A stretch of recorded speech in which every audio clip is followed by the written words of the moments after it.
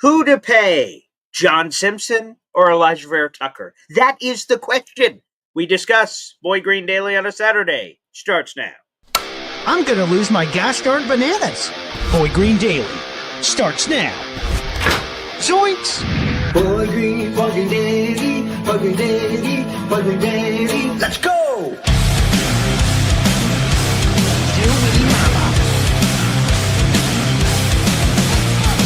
Put your seatbelts on. Get ready for the ride. We're the freaking New York Jets, so we're built for this shit.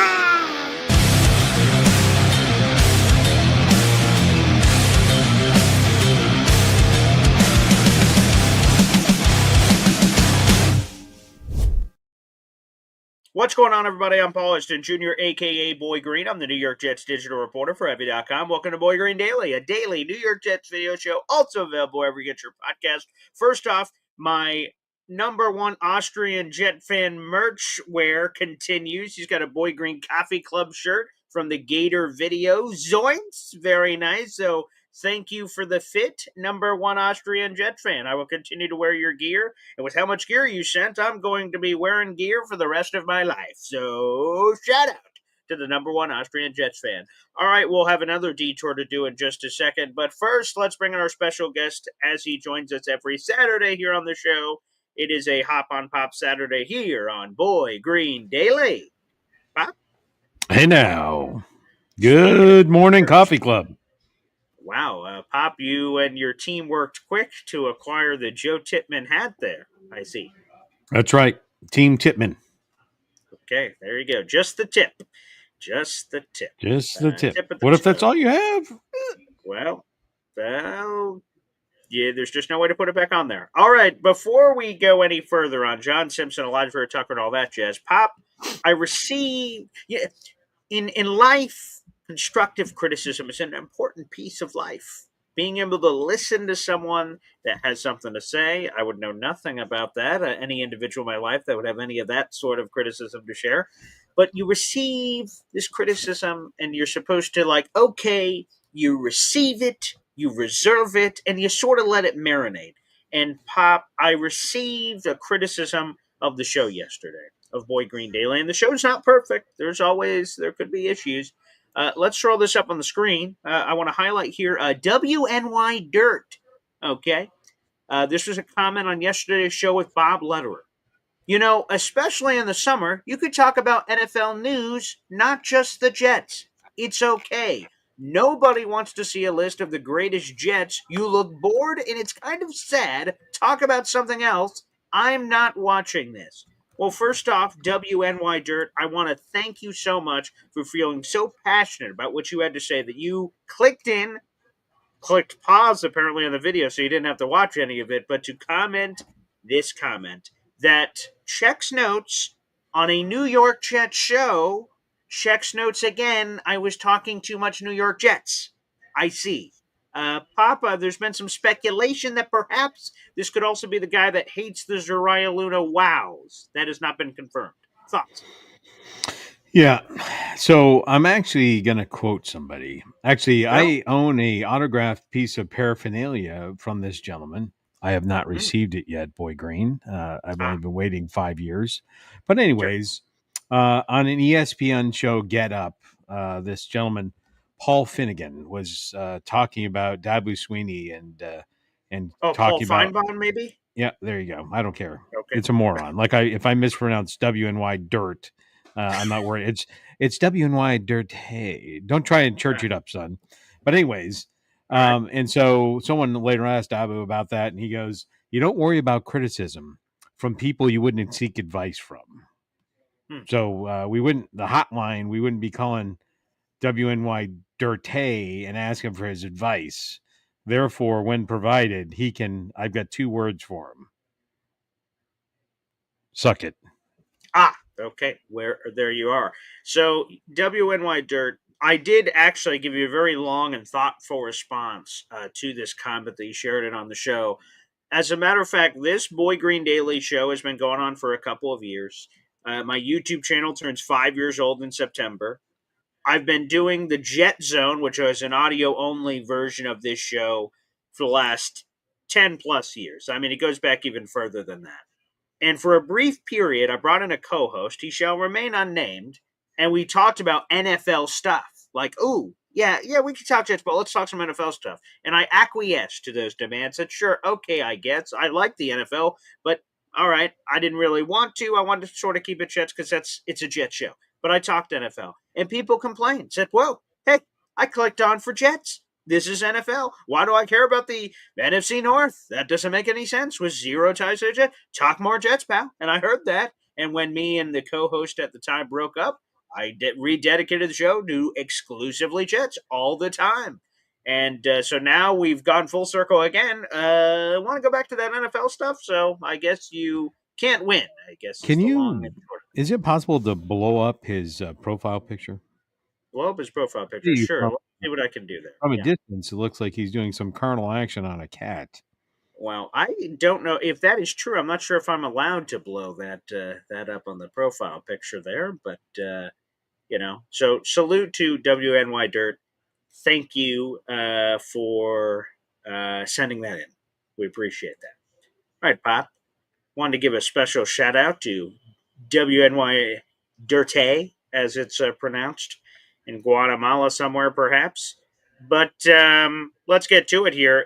First off, ESPN NFL insider Jeremy Fowler, each of these last bunch of days, has been releasing a top 10 positional rankings based on conversations with scouts, coaches, and league executives.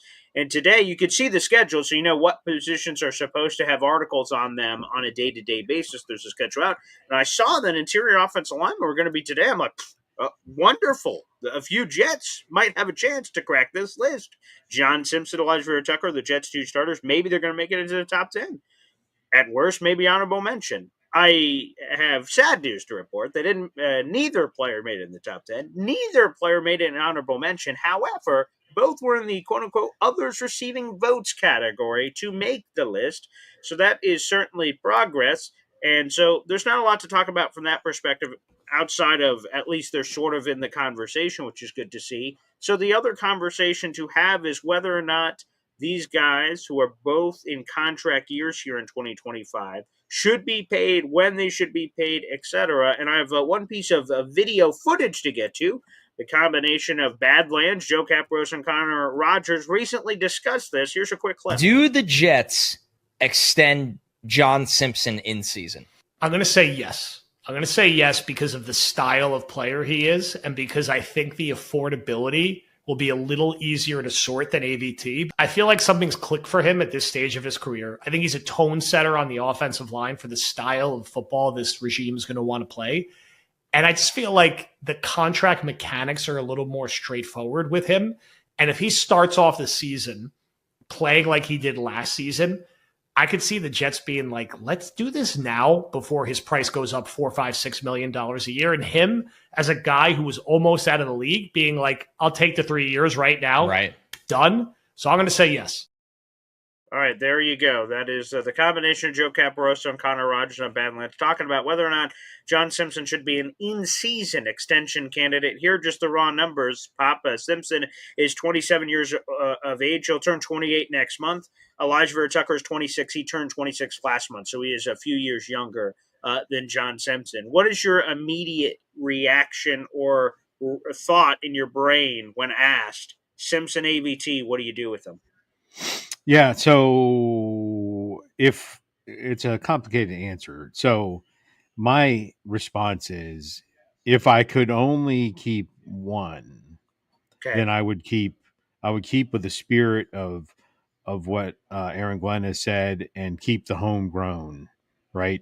Keep the homegrown with AVT. They're both very similar in PFF rankings and statistics. I think one's higher than the other by one in one category, another category.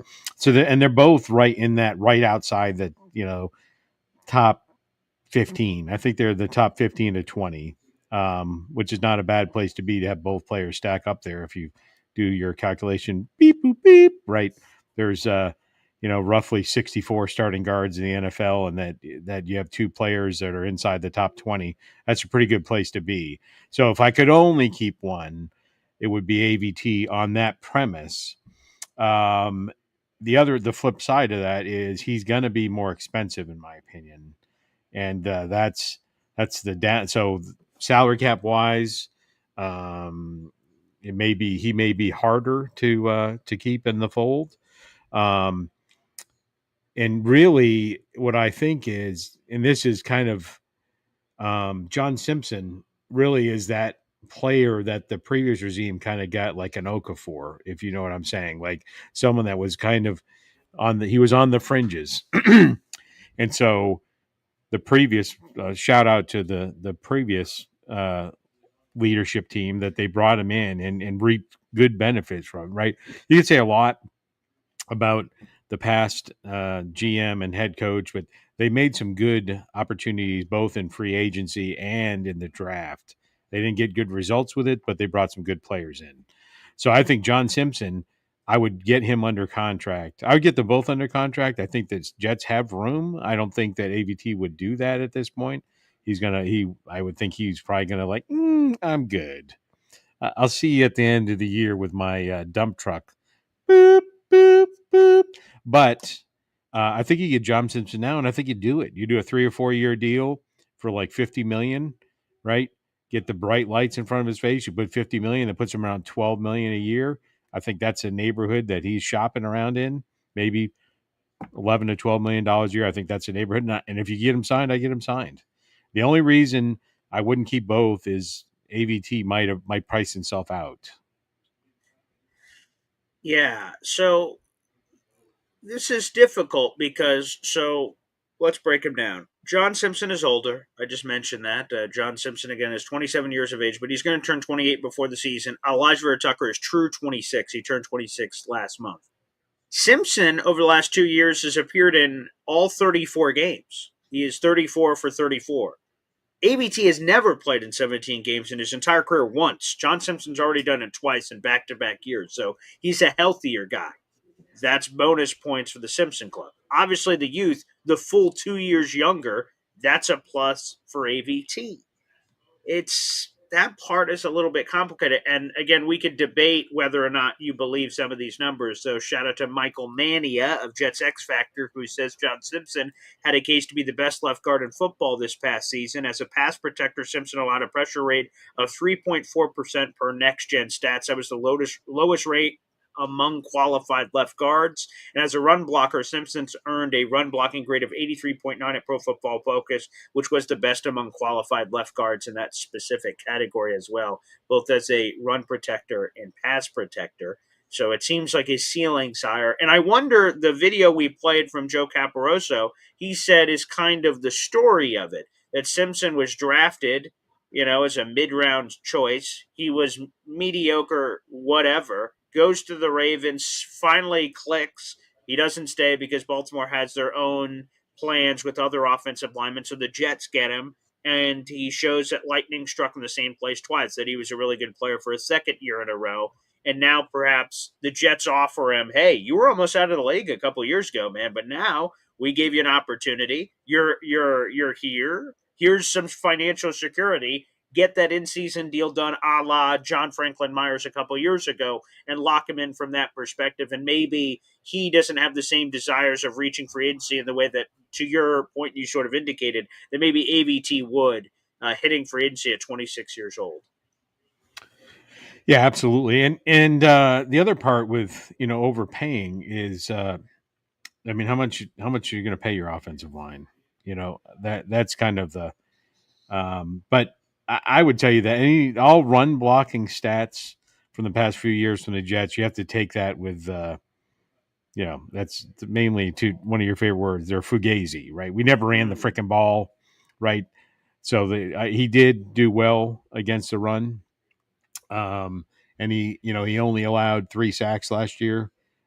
So I agree with that 100%. But yeah, I would definitely, for John Simpson, I'd look to his contract done now, if at all possible. And I don't have the current numbers, but I think the Jets have some room now that it would be attractive if you could look at your salary cap and you're like, hey man, how about we give you a little something, little signing bonus, something, and then spread his contract out. Well, let me tell you this. So you speculated that perhaps AVT could be the one that, oh boy, that price could get a little crazy, youth and everything, and maybe it goes that way. Spot Track actually believes the opposite. Maybe it's the injury factors, I'm not sure. So Spot Track has a tab on their website called Calculated Market Value. That's available for some players that are soon to be free agents to tell you what they're worth. And for John Simpson, his calculated market value projects as 14.2 million per season. It would be a 3-year deal for 42 million as the market value, and that would rank as the 14th highest paid guard in football. Now, that does not designate or discern the difference of left guard to right guard. They categorize all guards That's right. together. So we Yeah. have to take an extra step on over the cap to, slot him exactly where he belongs at his specific guard position on the left side versus right side with AVT. And AVT's numbers here, Pop, are 11.2 million per year on his calculated market value. So significantly less than Simpson, according to these numbers, which would be a 4-year deal, 44 million, 11 million per year. That would be 18th among the highest paid guards in football. Those are what the numbers say. Yeah. So shout out to Hop on Pop, who didn't beat boop bop or know your cool website that I said 4 years 50 for John Simpson. That's pretty solid. So, and that is definitely a price I'd be willing to pay. It'd be a little less than, and if he's got that tab in his favorites of calculating his new contract, he may he's like, that's a little less, but oh hey, they gave me a 4th year. Let me jump on that. Let me get some of that. Everything looks attractive at closing time, if you know what I'm saying.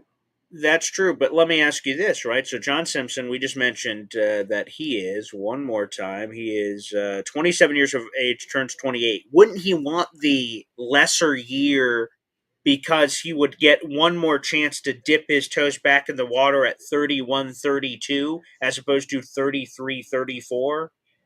Wouldn't behoove him to dip one more time?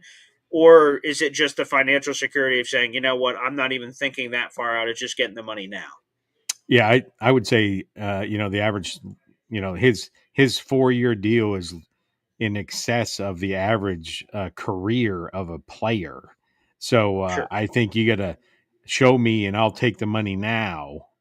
Right? Is I think he'd be less thinking about the follow on contract. There's so many factors, offensive line, performance. So yeah, I think he'd take it if offered.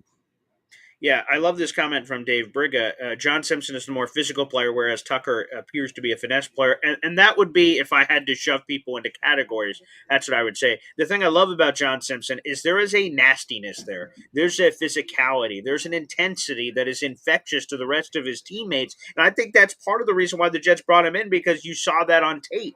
And you see that in games. You saw that in finishing plays. And sometimes he pushed it a little far over the line. He is a protector of his quarterback. When he thinks his quarterback was mistreated, he has no problem getting in the face of other defenders and saying, hey, man, that crosses the line. That's my guy. And again, when you have that, and that was a criticism of the previous Jets offensive line from a couple of years ago. Zach Wilson got smacked around like a bitch and then, got thrown in maybe on some late hits, and the offensive line didn't rush to help him. And a lot of Jet fans went, whoa, what the hell? Aren't you supposed to protect your guy regardless of what you think about Zach Wilson? So, going full circle around, Simpson does seem to be that type of player, and I love that infectious energy to the rest of the line. So a mentality thing is key there.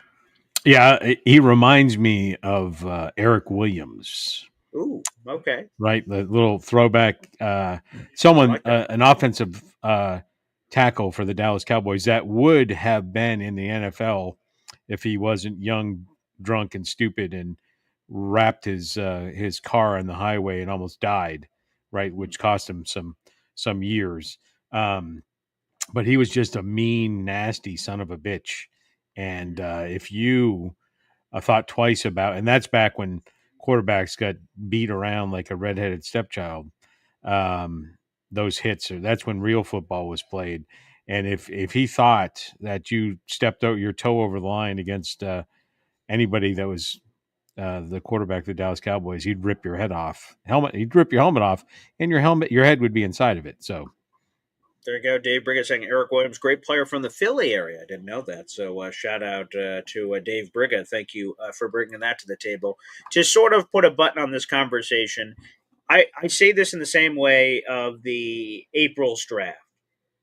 I wouldn't have taken an offensive lineman with the 7th overall pick I would have reinvested that resource into something else because the Jets have invested more into their offensive line than any team in the NFL. Since 2020, the Jets had invested a top 15 pick in Mekhi Becton, a top 15 pick in ABT, a top 15 pick in Olu Fashio, and then what they ended up doing was a top 15 pick in Armand Mimbu.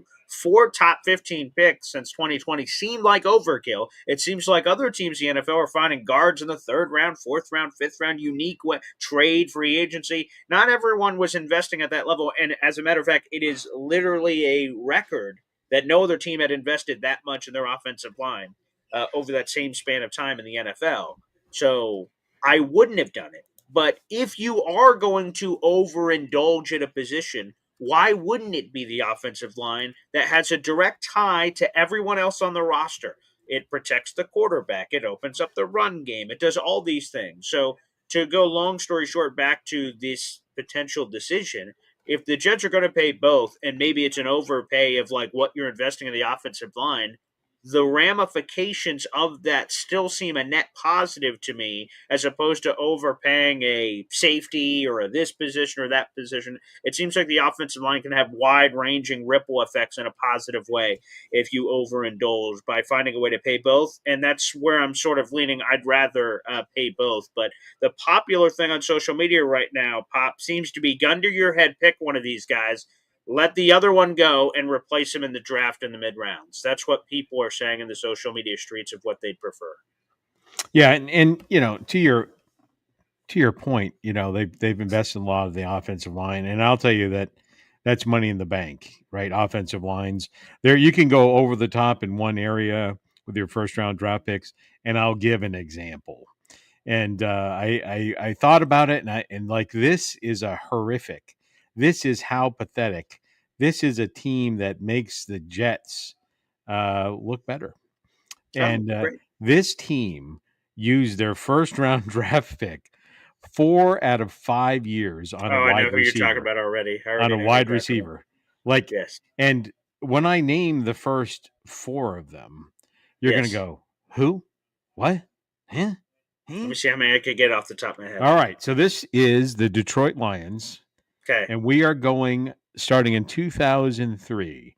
2003, they drafted number 2 overall, Charles Rogers. Okay, that's one I had on my list. Charles Rogers. What? Okay. Huh? What? Okay.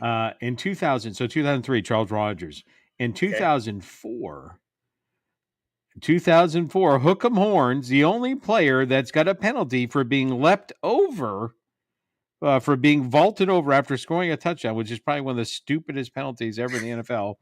And the most successful of these first 3 wide receivers, I think, if you look statistically speaking, he's by far the most successful of the three, not of the fourth one. Oh, yeah. So not of the fourth one. So that is Roy Williams, Hook'em Horns. Roy Williams, number 11, number 1 in your hearts. Yes. Ooh, who's the last one? I knew Charles Rogers. And I knew Roy. Who's the third of the 4? 2003, Charles Rogers. 2004, Roy Williams.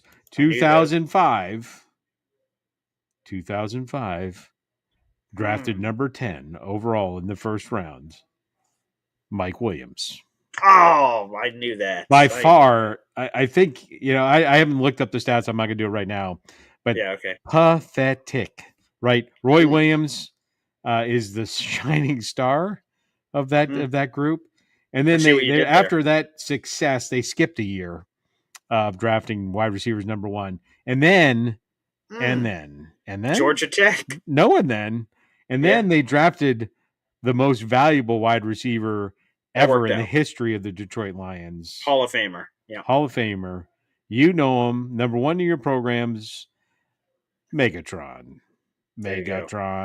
Calvin Megatron Johnson. What a freak. Calvin Johnson. So 4 out of 5 years, they went to the well. They finally struck water in the well, but the other times, not so much.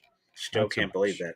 I can't remember any other franchise that's ever done that before. So, Roy Williams, we'll do this real quick. Roy Williams, 5,700 yards in his career. Not for that's not bad. Not for the Lions. Not for number 1 pick. Well, no. Yeah, but okay. Oh, my God. Charles Rogers. All right. See, and he only played for Detroit. Charles Rogers, what do you think? career stats. How many Number years? 2 overall pick. How many years? He played 2 years. That's it? What happened? Oh, no. I don't know. I have it wrong. I'm sorry. Oh. He played 3 years. 3 years. Okay. 800 yards, maybe? 440 yards. Oh, Jesus. A number 2 overall pick. 440 yards for the number boy. 2 overall pick. Ugh. So they 440 yards, 2003. Okay. Roy Williams in 2004. He had, I just said it. Hold on. He had 5,700 yards, 44 touchdowns. That's respectable. Oh, that's a really respectable, Yeah. But however, I had it here. I keep closing it. But Okay. however, he spent most of his career in Detroit, 3 years in Dallas, and he ended up in Chicago. His most productive, he had one 1,000-yard season. Well, at least he had one. All right. All right. And then Mike Williams, who I believe is more in the realm of Charles Rogers than he is anything. Like I remember thinking, well, this year he's really gonna show up. And let's see. And the answer is his midterms are really gonna pull up his grades. Oh, yeah. Well, 2 of the years he played, he had less than 100 yards receiving. Oof. For the Detroit Lions, his career yardage was around 450 yards as a number 1 draft pick. He played 6 seasons, 2 for the Lions, 1 for the Raiders, 1 for the Titans, 2 for Seattle. Oh, okay. 1,500 yards, 5 touchdowns. That's not great. That's not great. And not to pick on the Lions, because I don't want Aaron Glenn to get mad at me.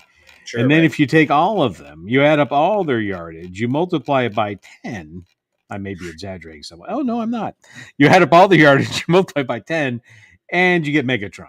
And and I would say that his touchdowns were limited by the intelligence of the quarterbacks that threw him the ball. He only had, and I'm shocked by this, he only had 83 touchdowns. And I say only because he could have had 300 touchdowns.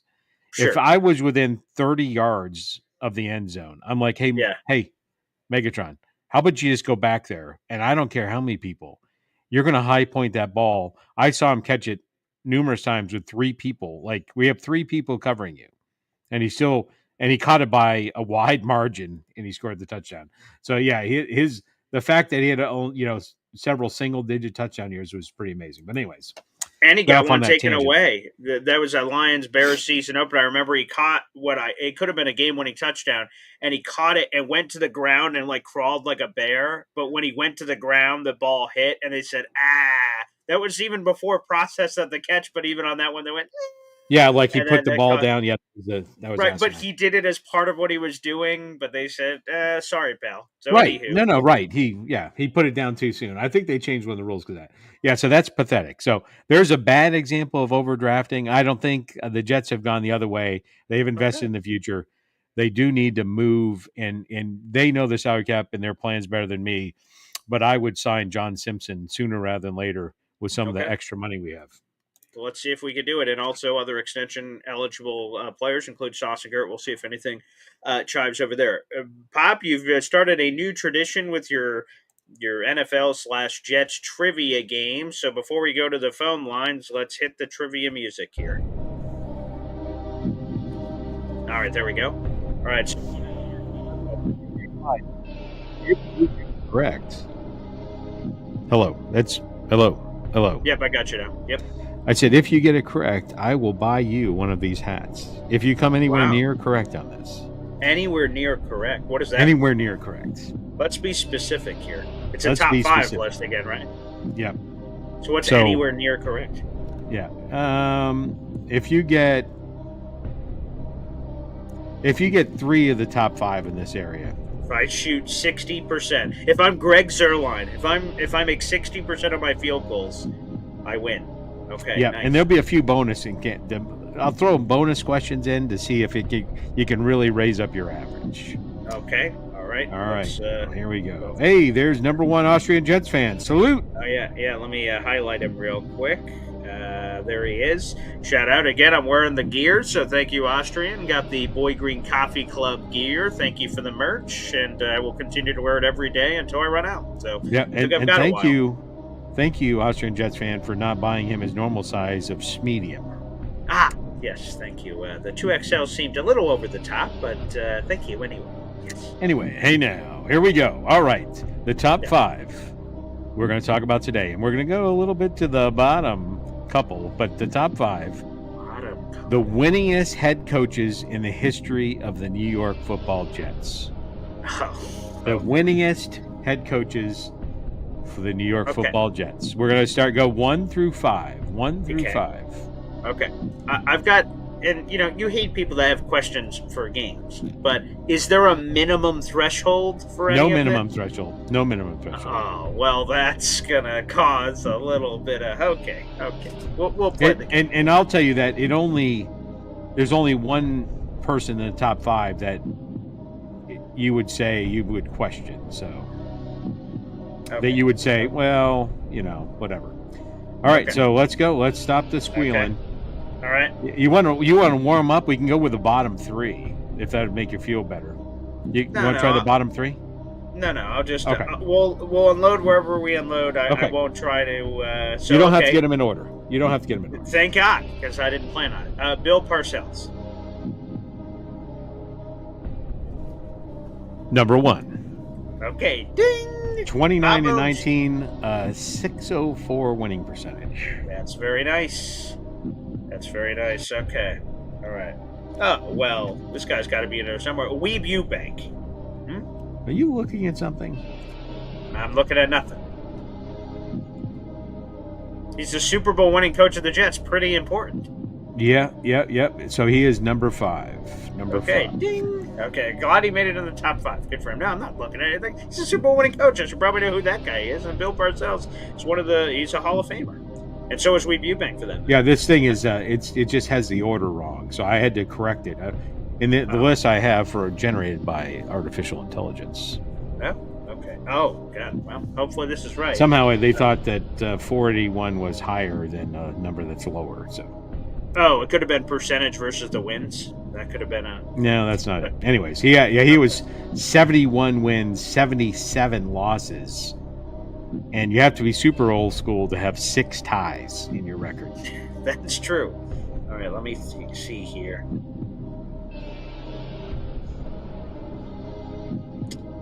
Walt Michaels? Nope. He's farther down the list. He's not. He's in the top 8 or so, but he's not in the top. Okay, fair enough. That's your first one. Was Sexy Rexy in the top 5?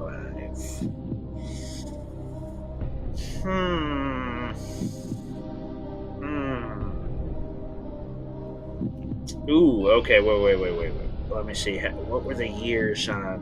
So that would have been 9. Okay, I've got another one. I'm not going to say him. Let me go with the man genius, Eric Mangini. He is number 6. He's just outside the top 5. Believe it or not, there's a tie. He was there for 3 years and had 2 There's a of tie 3 winning for number 6. There's a tie for number 6. He's tied. Okay. Wow. So. Well, I guess. Okay. Wow, I got to be careful here. So you got Bill Parcells, Weeb Eubank. Eubank. Okay. So Sexy Rexy could definitely be on that list, but he had the. Let's see. So 2009, 2010, 2011, 2012. Ugh, God, that's risky because he only had the one crazy year of 11 wins, and then year 2009 was 9-7. The rest of them were all shite. So, how much did that affect the winning percentage? Ooh, boy.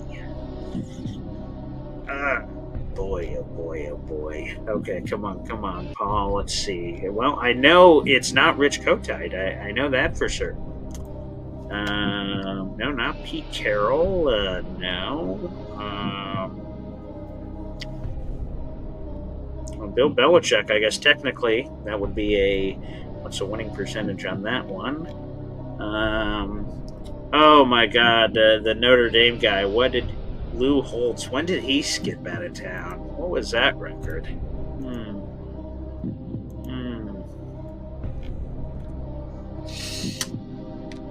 So far, you got 2 strikes. You have Bill Parcells, Weeb Eubanks. You have 2 strikes. Walter Michaels and Mangini. Those are your 2 strikes. 2 right, 2 strikes, 1 left. Hmm. Well, I guess I'm just gonna give it the old college try. I guess I'll go with Sexy Rexy. Tied for number 6. Oh well. They are who we thought they were. Dennis Green? No, I'm sorry. I did the Oh. wrong one. I couldn't think of his rant. So, anyways, number 2. This is the outlier, right? Al Grohl, number 2. Oh, Al Grohl. Very, very short, right? But number 3, Herm Edwards. Herm, that was bad. I thought of him earlier, and then I forgot about him as I went deeper on the list. And It's Joe embarrassing. Walton. Joe Walton was number 4. There you go. And he had. I should have had- he was coach for the. He may have been the most. He might have coached the most games. Joe Walton was over 100 some odd games. Yeah, I should have written that down or something because early in my thought, I'm like, "Ooh, Herm," and then I was just like, "I'll put that on the back burner, Paul. We'll get back to him." I should have thought about him in the early 2000s, early mid 2000s. Son of a biscuit! You play to win the game was the quote you were looking for. The SS Minnow. The Minnow. You play. So the worst. So who is the worst head coach of all? This is the bottom 3. Who are the bottom 3? Well, Adam Gase is on that list for sure. Adam Gase is the 3rd from the bottom. Believe it or not, he's the 3rd rung from the bottom with a 281, 9 and 23, 281. Again, I can't remember exactly where he is because he skipped out of town. But Lou Holtz, where is he at? Lou Holtz is worse than Adam Gates with a 231, 3 and 10. All right, there you go. Let me think of who else it would be. You cannot. It should not take you half a second to pick the worst head coach in New York Jets history. It should not take half a second. Oh, does interims count? Is it Jeff Ulbrich? No. Oh, okay. Are you really a Jets fan? If I can't name the absolute worst, right. It's like saying this name should make you go wash your mouth. Oh, obvious. I said him earlier. It's Rich Kotite. Yes, that's right. There you go. Yes, I mentioned Rich Kotite. They have had some bad coaches. They have. Yeah, but, Todd Bowles is right above.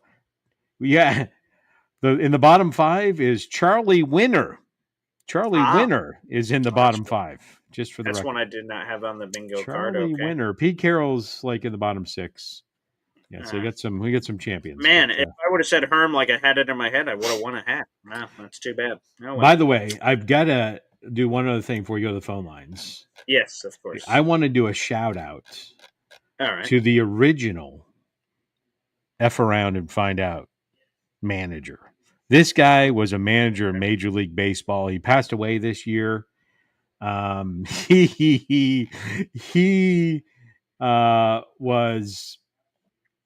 He said the thing. So nowadays, you forget how much the media impacts you. Sure. But so he was a head coach. He was a manager. And after the game, the Cubs were not a great team. Right? His name is, if I didn't say it, it's Alijah is his name. Okay. If you don't know Alijah, we will not be able to play the YouTube video from Alijah or a recording. If you can find it, you should hear it. But bottom line, after a game, the Cubs clubhouse, actually the entrance to the clubhouse was in center field. Mm-hmm. And so after the games, they would have to go out to the outfield to get into the clubhouse. And so back then, Cubs, like now, the Cubs have, are a cup of suck. And so you can, if you ever watch Major League, you can see, in the outfield and the bleacher seats are a bunch of, high quality individuals typically. And so after one game, I think the Cubs lost. The people in the center field, as they're trying to get to their clubhouse, they were throwing trash at them and yelling at them and disparaging them. And Right after that, Elijah got interviewed, and his tirade goes down in the history as one of the greatest. Like he had zero fucks given.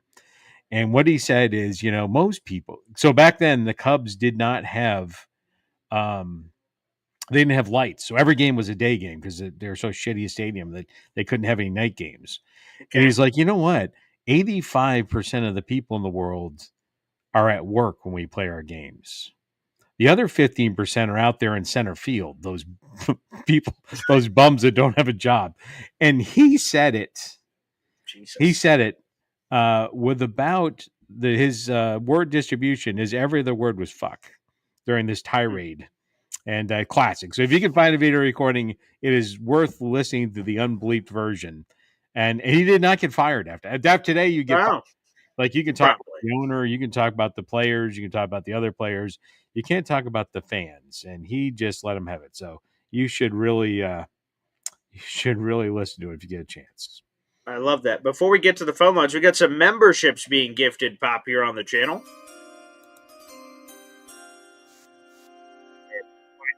We'll fix that in a second because every time we get 5 memberships or more, and G-Man the Prophet for Jets Football just set these in, we have to play a quick video, baby, here on the channel. That's what I do know. We're the freaking New York Jets, so we're built for this shit. Before we read those 5, we have another 5 from our number 1 Austrian Jets fan, baby. Hey, now. 5-pack of Boy Green Coffee Club memberships. You love to see it. And another video. Kevin James. I just got 3 things to say. God bless our troops. God bless America. And gentlemen, start your engine! The one and only Kevin James. We'll start off with G-Man the Prophet for Jets Football. 5 memberships went to Fahad Alutabi, James Jones, Wild One Productions, John Woo, and Donna. And the 5 memberships from number 1 Austrian Jet fan went to I Love Big Women. Hey, cheers. Hey now.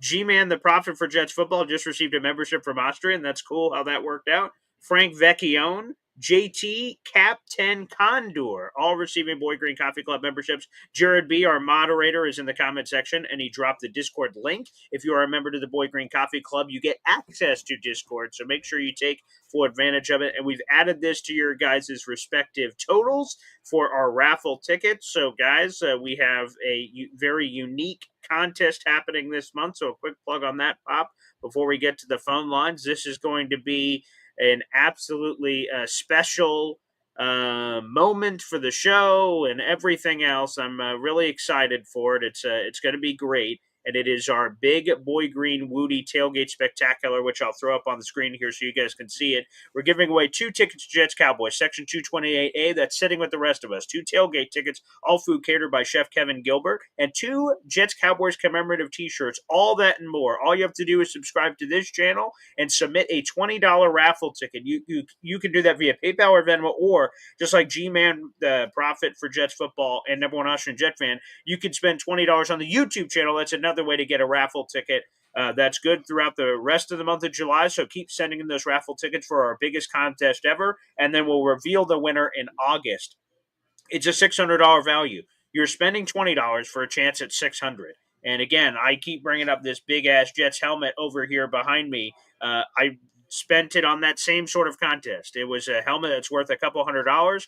I put a $20 raffle ticket in, crossed my fingers, and I won it. But you can buy multiple raffle tickets, and several people have, as you can see that on the scrolling ticker. The more raffle tickets you have, the better your odds are of winning this contest. So you guys can continue to submit those throughout the rest of the month, Pop. This is our biggest giveaway ever. I don't know if we're ever going to do a giveaway like this in the future. So people, jump on it while the getting's good. To be able to bring you and someone else to a game, get fed before the game, and get merch from it, all for $20 potentially, is an insane deal for anyone out there in the universe, Pop.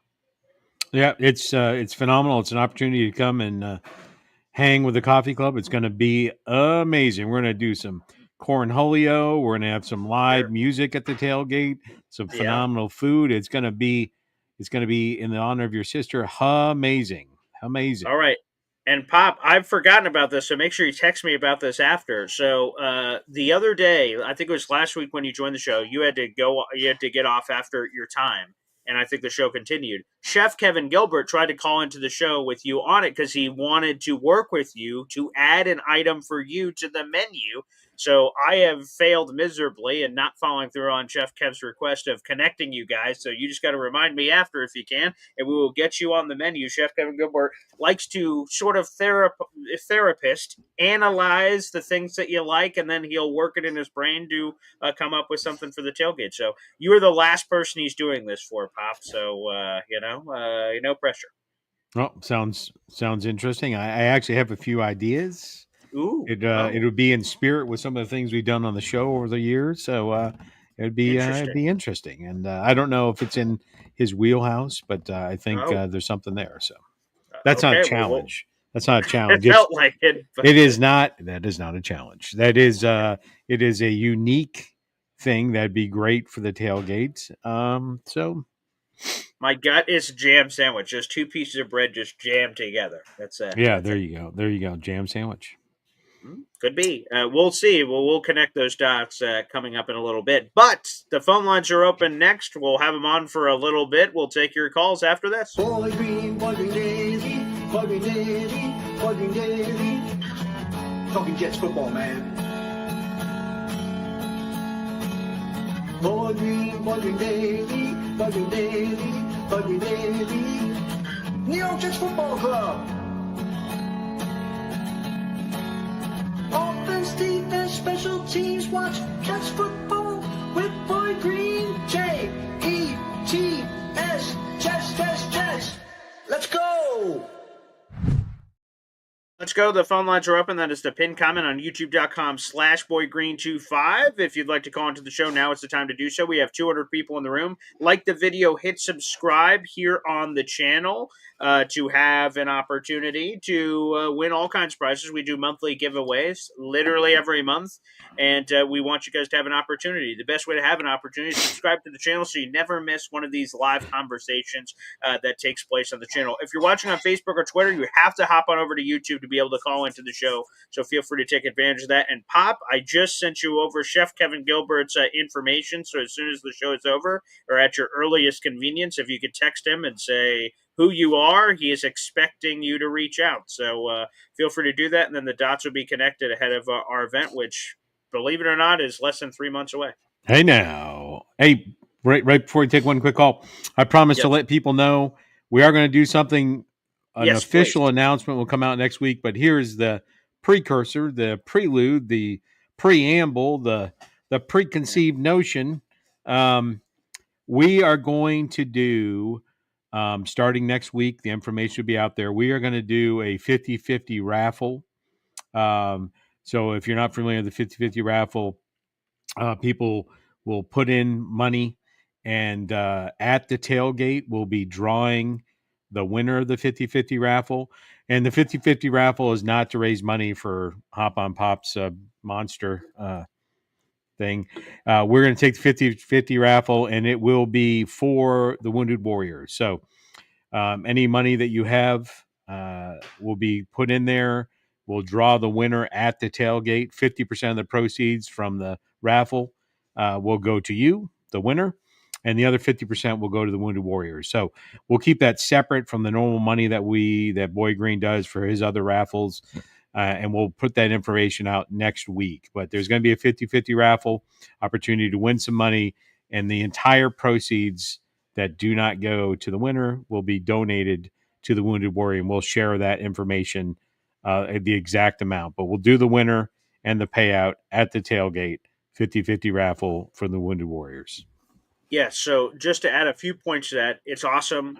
One of the things I love doing, my dad was a big supporter of it, is pre-COVID. I hosted several Wounded Warrior live draft parties through my radio show. and we would go to events. We went to a Cam's Pizzeria, one of our sponsors on the Man Show, Boy Green Digital. We went to a VFW. We've got all these kinds of places, and what I did is I reached out to all my sports contacts in the business, and I'm very humbled and blessed. I've got to meet a lot of really cool, famous people and get to know them and get friendly with them. And for this event, they used to send in autographed items and things of that nature, and donated them to just have. And what we would do is auction those items off, and all of those proceeds went to the Wounded Warrior Project. Unfortunately, in the COVID world, that ended all of my efforts because it just made things too difficult for people to be able to continue to do. So COVID destroyed that. So now in this new world, this is a cool new way to give back that hopefully a lot of people can participate in. A couple of things. This is not going to affect the monthly giveaways. We're still going to do cool monthly giveaways moving forward. I already have a bunch of items for the future of what we're going to be doing, all set up and ready for August, September, October, all the way continuing to move forward. That's all going to be wonderful. So this will not affect that. This will be a separate entity. It'll be up to you guys. Again, 50-50 raffle. You guys send in, let's say, whatever amount of money you send in. At the end of the rainbow, you guys will be able to send that via PayPal, Venmo. And if you send it here on YouTube, YouTube unfortunately takes out a cut, so we'll have to factor that part in. But I'm not taking any of the moolah. My father's not taking any moolah. Whoever the winner is getting half of the pot that's available, and the other half of the pot's going to the Wounded Warrior Project. So it's an awesome thing. Great idea. All my pop. I take zero credit for this whatsoever. It's all him. Great idea. I love it. And we'll have that moving forward. So I know we're going to have a lot of balls juggling in the air here with this contest, Jets Cowboys, running through the rest of July. Excuse me. We're obviously going to have the monthly raffles continuing after that, plus this. So I know there's going to be a lot of things up in the air. If anyone has any questions, you could just ask, and feel free to send that along. Go ahead, Pop. Yeah, we'll only do updates on this 50-50 raffle only be on Saturdays to help alleviate some of the confusion. Yes. So, like I said, there'll be a lot of things going on. This Jets Cowboys tailgate giveaway is still going on throughout the entire month of July. Again, you just have to subscribe to this channel and submit a $20 raffle ticket. You have a chance to win 2 Jets Cowboys tickets, 2 tailgate tickets, and 2 commemorative T-shirts. So good luck, everybody, and thank you so much. Obviously, with the scrolling ticker, you can see a lot of people have already submitted a ton of raffle tickets. We'll be drawing that in the month of August. Looking forward to it. And one more thing before we get to the phone lines, Bob. We are a week away from the rookies reporting for the New York Jets, but rookies are reporting already. I believe the LA Chargers were the first one today. Their rookies are reporting, so football is quasi back, if you want to call it that.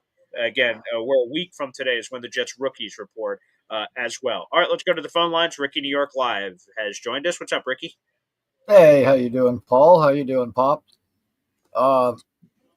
Man, I guess you don't read the chat when you're doing the trivia because No, I was typing Herm. Other people were typing Herm. We were trying to give you the answer. I know. Yeah, that was embarrassing. I should come on, Herm. How did I not get Herman? By the way, speaking of reading the chat real quick, Ricky, this was in my notes, but we didn't get a chance to ask Bob, so I have to ask him next week.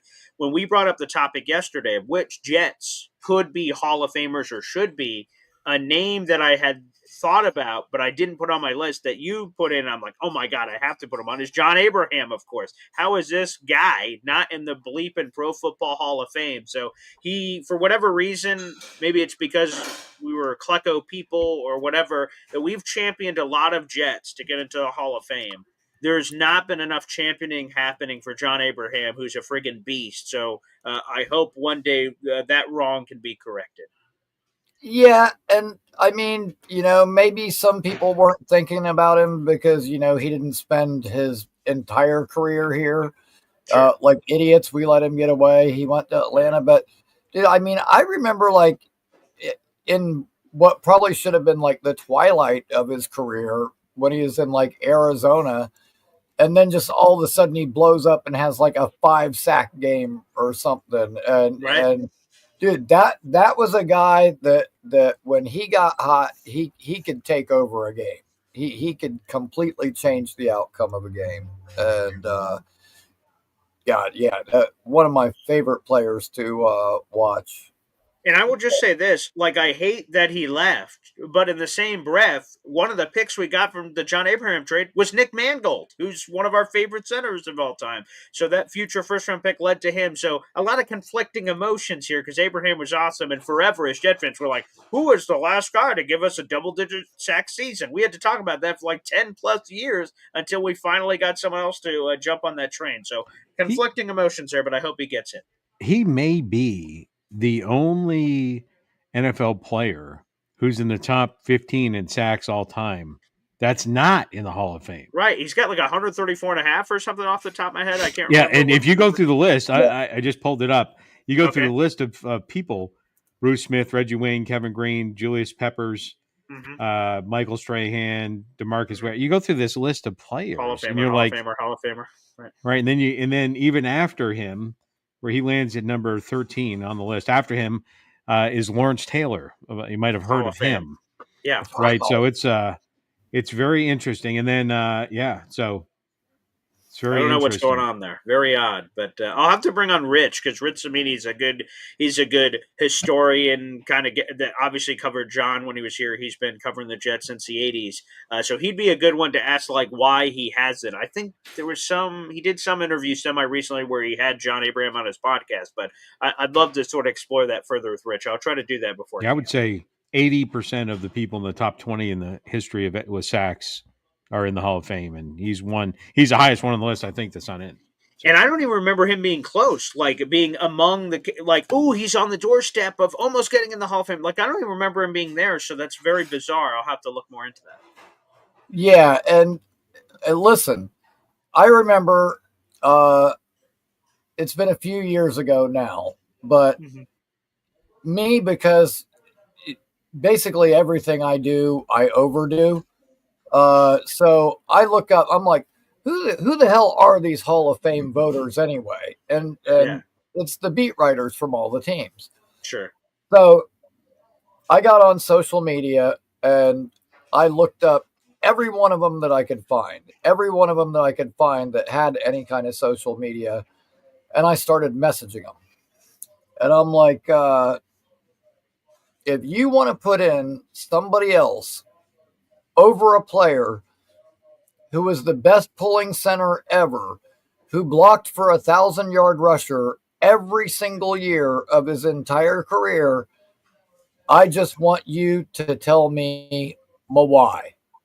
And that's how I worded it, with a bunch of question marks. And I sent it to every single one of them, that same message. And there were a couple of people, like the guy from the Steelers. There were a couple of people who are like, how the hell did you even know that I was one of the voters? And I'm like, because Ricky was like, not only do I know you're one of the voters, I'm in the bush outside your house right now. Yeah, like I do my homework. But needless to say, Kevin Mawai did make it into the Hall of Fame that year. Now, so Ricky, you've got the power. Okay, so who's next? Who's next in your Hall of Fame hit list? You've got a special ability here. You know, I have to come up with some kind of catchy thing for John Abraham's name so I can try to work on getting him in there, I suppose. But needless to say, I thought that was a nice play on words. But yeah, I mean, I just, I know that like Curtis, when he went in, he wasn't a first ballot Hall of Famer. He had to wait a year. And it's only because Marshall Faulk went in the year before, and they tend to only have one per class for whatever reason. But at any rate, yeah, when it came time for Mawai to get in, and he also got passed over, like, I'm thinking, how's this guy getting passed over? He was like the best I've ever seen. And funny, like, when I went to the Hall of Fame in 2012, which was the year Curtis got in, he was one of the first people I met. Which actually, the first people I met is when I first walked in the building and was going up the stairs to where the busts were, was Terry Bradway and another guy that were part of our front office at the time. But then I got upstairs and I'm looking at the bust, and I turn around, and here's this big armband tattoo, like right in my face. It's about eye level for me. And I'm like, I know that tattoo. Like I knew immediately who it was. And so I got to meet Kevin Y. That's so His cool. wife, his wife took a picture of the two of us together standing in front of the bus. And, you've already heard the story. I met Curtis, and Of like course. after I met him, and I'm walking out, there was this guy, and he's like, "So you're a really big Curtis Martin fan, huh?" And I'm like, "Yeah." And he was like, "I was his agent back when he played," and so I ended up sitting down with his former agent and his agent's Wow. son and having lunch that day. That's so So cool. yeah, and right after that lunch, I ran into Fireman Ed and got a picture taken with him, and so yeah, it was a lot of good Jet stuff going on. Hall of Fame was awesome, and I saw Vinny there, and I saw some other people there the night of the induction. But yeah, man, what a awesome time! Like anybody who's like a hardcore football fan like me, like if you haven't been to the Hall of Fame, you got to go once. You got to go at least once. It's Uh, definitely worth it. 100% it is, Ricky. We are out of time because my pop has to dip here. But thank you so much, and I agree. Pro Football Hall of Fame. I went there in 2023. Amazing experience for any Jets or NFL fan. You guys should 100% go. Pop, any final thoughts before we catch you next week? Nope. Although you did not win, I have a hat for you. So Oh, wow. Okay. I made the list. Okay. Beautiful. Well, no participation trophies around here. So I'll try to get a future one of your NFL lists together. Maybe I can win it fair and square, but very we'll good. see what happens. Pop, thank you so much, and we'll see you next week. Have a great day, Coffee Club. All right, there he is. And thank you, everybody, for joining us for an episode of Boy Green Daily. We'll be back on tomorrow morning.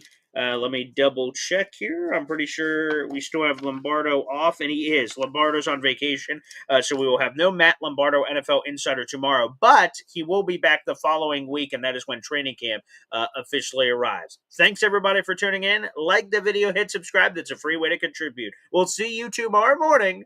Take care.